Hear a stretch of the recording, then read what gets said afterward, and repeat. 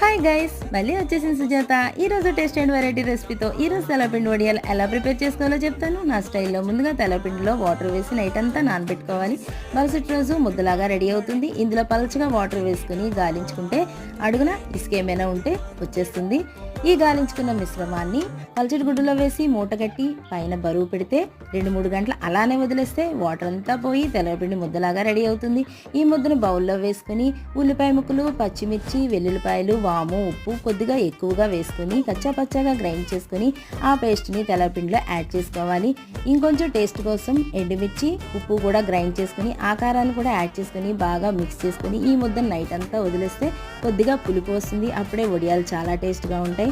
అప్పుడు మనం చిన్న చిన్న వడియాల్లా పెట్టుకుని ఎండలో 2-3 రోజులు ఎండనిస్తే వడియాలు రెడీ అయిపోతాయి. ఇవి పెరుగన్నంలో, సాంబార్లో, రసంలో చాలా టేస్ట్గా ఉంటాయి. మరి మీరు కూడా ట్రై చేయండి.